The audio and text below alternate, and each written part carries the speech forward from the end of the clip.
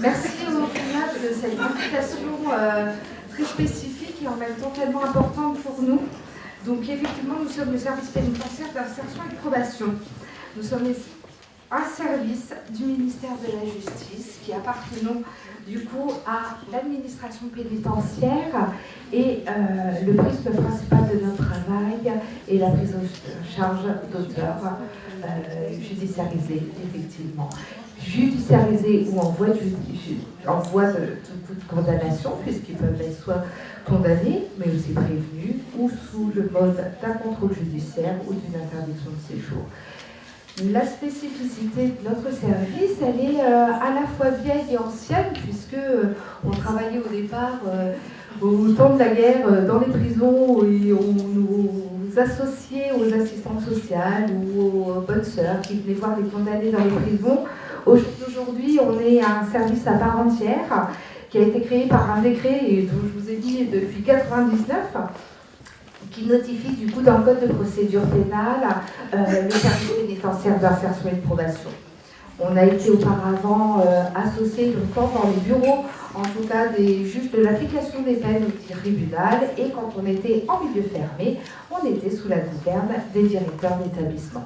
Aujourd'hui, on est un service autonome, toujours mandaté, en tout cas par le juge de l'application des peines ou les services du parquet, et on est chargé d'assurer le contrôle, les peines, les mesures confiées par un juge de l'application des peines principalement, mais également des juges d'instruction dans le cadre en tout cas des instructions et de la position des prévenus, et également par le parquet, c'est-à-dire en présententiel. La mission principale du SPIP, c'est ce lourd héritage, je veux dire, de la prévention de la récidive. On œuvre chaque jour, alors la prévention de la récidive ou la réitération de l'infraction, parce qu'on ne récidive jamais de la même façon, ou on réitère des infractions, soit différemment dans tous les cas, mais il n'y a jamais une solution pareille, et comme il n'y a jamais un condamné identique. Le SPIP donc est constitué d'une grosse équipe pluridisciplinaire représentée par des CPIP qui vont vous présenter après les modalités de service et notamment une situation particulière. CPIP, conseiller pénitentiaire d'insertion et de probation, chargé du coup de l'exécution du mandat judiciaire et de la prise en charge des condamnés. On est un service qui accueille aussi des assistantes sociales pour compléter, des psychologues, des surveillants pénitentiaires sur le milieu ouvert pour la pose des dispositifs de bracelet anti-rapprochement pour les victimes de violences conjugales et des auteurs à mettre en éloignement, et aussi toutes les peines de DDSE, c'est-à-dire de détention à domicile sous surveillance électronique. On a effectivement un secrétariat, une du coup coordinatrice culturelle, effectivement des directeurs dont je fais partie, pour pouvoir tricoter et assembler ce lourd travail au jour d'aujourd'hui que représente le service, en tout cas du SPIP. On est effectivement mandaté. Alors, on va gagner un petit peu de temps, mais les grands changements en tout cas, et du coup, pour nous, c'est effectivement en 2012, avec la conférence de consensus, qui est venue en tout cas donner un élément principal de notre évaluation, en tout cas, et de la prise en charge des condamnés par le biais de l'évaluation du risque de récidive. Dans la continuité, on a abouti à une loi qui vient se prononcer, la loi du 15 août 2015, qui vient renforcer en tout cas l'individualisation des peines et l'efficacité des sanctions pénales. La mission principale du SPIP, effectivement, c'est d'évaluer la personne condamnée, la situation matérielle, familiale et sociale. C'est aussi apporter en tout cas un processus d'accompagnement qui correspond à son taux, en tout cas de risque de récidive qui est évalué. Xavier Bourgeois vous présentera en tout cas les outils actuariels que nous utilisons pour essayer de repérer le risque qu'on identifie entre un risque plus ou moins léger, parce qu'il n'y a pas de risque statique. Alors on est allé effectivement, l'approbation en France est venue s'inspirer des études et de la littérature. On n'arrive pas à tout ça pour ça, on s'est beaucoup inspiré des modèles européens et écossais, mais aussi canadien, donc on est allé un peu piocher pour essayer de faire aujourd'hui une probation à la française. Donc je vous laisse un petit peu, je vous vois prendre connaissance de mon petit PowerPoint rapide.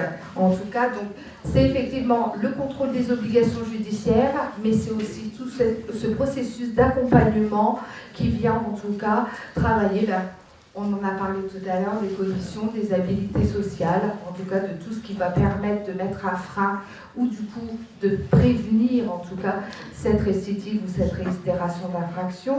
Ça va être aussi de pouvoir du coup mettre en place une relation collaborative pour qu'elle soit efficace et non pas contre-productive.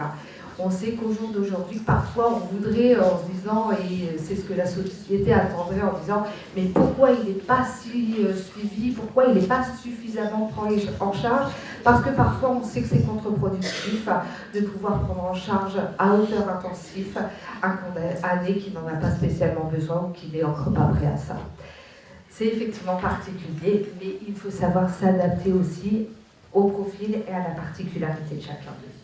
Alors, je vais vous passer un petit peu davantage parce qu'on a perdu un petit peu de temps et que du coup, je voudrais vraiment que l'expérience qui va vous être présentée puisse faire débat à la suite et que je pense que vous aurez compris les grands principes et que vous retiendrez au jour d'aujourd'hui ce que représente le service pénitentiaire d'insertion et de probation.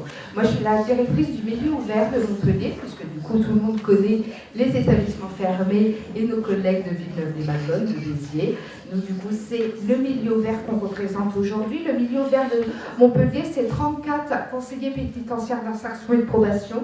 C'est 6 agents de surveillance, c'est 4 secrétaires qui gèrent toute l'administratif et notamment le greffe judiciaire, l'accueil téléphonique et l'accueil en présentiel, une psychologue de service avec qui on organise toutes les prises en charge collectives pour proposer des programmes collectifs qui viennent maintenant et de plus en plus en parallèle des prises en charge individuelles. On a du coup une assistante de service social, une référente culturelle et du coup 2 directrices pour le milieu ouvert. Le SPIP de Montpellier, c'est-à-dire le milieu ouvert, c'est ce que je vous ai mis, 2830 personnes prises en charge. C'est 3430 mesures de justice. Ça veut dire que on n'a pas de ratio personne-mesure, ça veut dire qu'une personne condamnée peut avoir différentes mesures de probation ou du coup de justice à exécuter. C'est pas rare et vous avez souvent entendu parler du sursis probatoire partiel, du suivi socio-judiciaire, qui est une mesure de sûreté qui avait été aménagée et réappuyée, notamment au moment de la politique implantée par la ministre à l'époque, qui était Rachida Dati, et qui avait renforcé en tout cas la sécurité. Les aménagements de peine, les mesures du coup de tige, de contrôle judiciaire, d'interdiction de séjour, et du coup c'est 34 CPIP qui au quotidien œuvrent pour ce nombre important de contenus. Concernant la thématique du jour, les chiffres ont un petit peu augmenté entre le moment où j'ai rédigé mon PowerPoint et aujourd'hui. Donc pour être un petit peu plus précise, en fait, on est, et ça concerne aujourd'hui, on est sur 17 condamnés du coup qui sont pris en charge par notre service pour des faits d'exhibition sexuelle. 17 pour quel 17 par 17 personnes sur nos 2830 personnes suivies.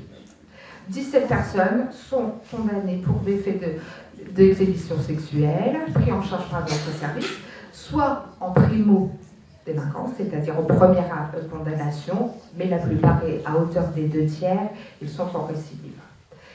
L'âge, il n'y a pas de critère d'âge, vous l'avez vu je pense au long de la journée, là on est sur des condamnés qui ont entre 20 ans et 70 ans. Ça s'accentue effectivement la récidive avec l'âge, mais ça vous a été expliqué davantage au cours déjà de la journée. On a effectivement une grosse importance et sur du coup les viols sur mineurs, sur les viols sur conjoints, sur les viols sur majeurs, les viols en réunion qui ont été à une période un petit peu plus spécifique aussi et qui concernent davantage en tout cas un public un peu plus jeune. Les agressions sexuelles sur mineurs de plus de 15 ans, les agressions sexuelles sur mineurs de moins de 15 ans, les agresseurs ou les viols sur personnes vulnérables, la détention d'images à caractère pédopornographique, où on est à 20 personnes, en tout cas condamnées pour des faits. Alors ça tourne, ça bouge, mais c'est souvent des mesures de suivi qui sont assez longues.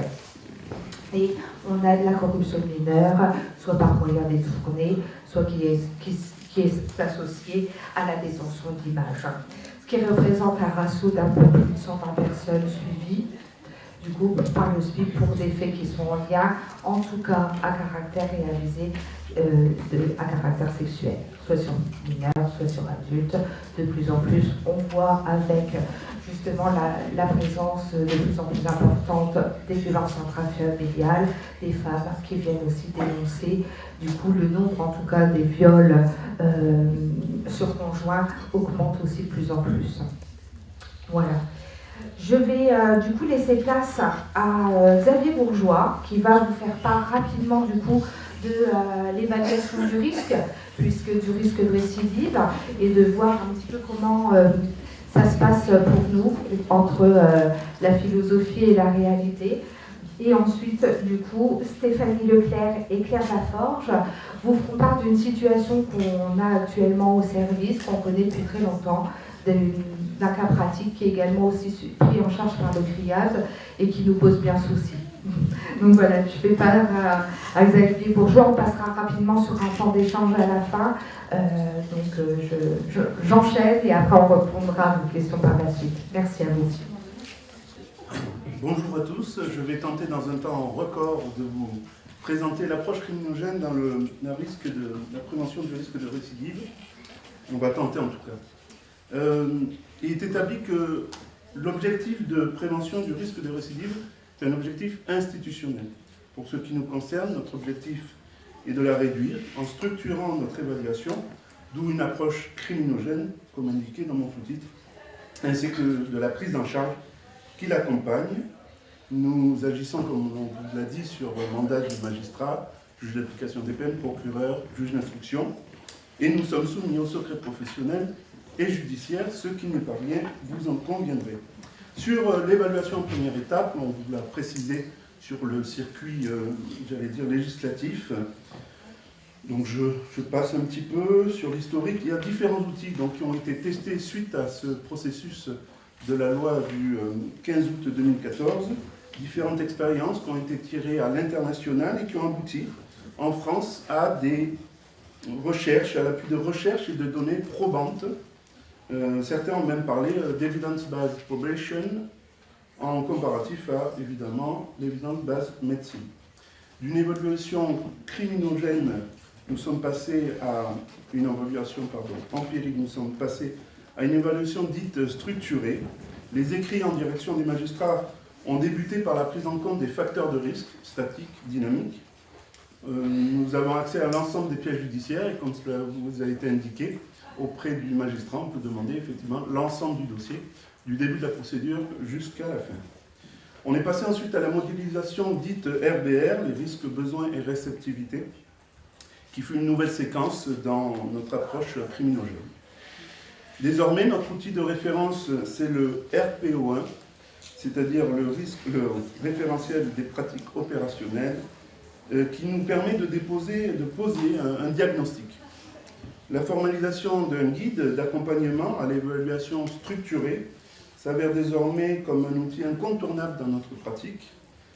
Et nous essayons donc, de démontrer surtout, de passer d'une criminologie empirique à une criminologie structurée et moderne. S'ensuit le parcours dans le plan d'accompagnement de l'exécution des peines, le PACEP, on aime beaucoup les acronymes, vous le verrez, qui se concentre sur une prise en charge individualisée, qui est un support majeur, car il est le continuum de notre évaluation. Des techniques dont on vous a parlé, cognitivo-comportementales, sont utilisées durant nos entretiens individuels et collectifs. Enfin, la prise en charge dite holistique fait consensus auprès des différents partenaires. Elle est essentielle. J'en veux pour preuve les excellentes relations que nous entretenons avec les partenaires de soins, vous l'avez remarqué ce matin. Et je tiens à remercier vivement le CRIAD de l'opportunité qui nous est donnée de préciser nos missions. Nous avons toute notre place dans la chaîne judiciaire et nous l'assumons. En conclusion, je vous indiquerai qu'on vit une vraie révolution dans notre domaine, dans la pratique, dans notre pratique quotidienne. C'est un changement de paradigme majeur. Philippe Potier, qui est un de nos référents nationaux depuis 2014, l'indiquait et on a de la chance de la vivre. L'évaluation des profils criminogènes est donc désormais établie sur le plan de la littérature scientifique grâce aux données probantes tirées de la pratique. Ce sera tout l'enjeu de la présentation qui va vous être exposé avec un cas pratico-pratique particulièrement intéressant car ciblé sur l'exhibition sexuelle, caractérisé sur un profil que nous qualifierons de sensible. Bien sûr, cela ne marche pas à tous les coups, vous l'avez entendu, avec les différents partenaires. Et heureusement, comment croire que la réussite peut être de 100%? Personne ne peut évidemment l'affirmer, ce serait hérétique. Enfin, c'est toute la problématique de la désistance, du processus de désistance qui maintenant nous occupe. Nous sommes dans la matière humaine, qui reste par essence singulière à chacun et chacune. Je vous remercie.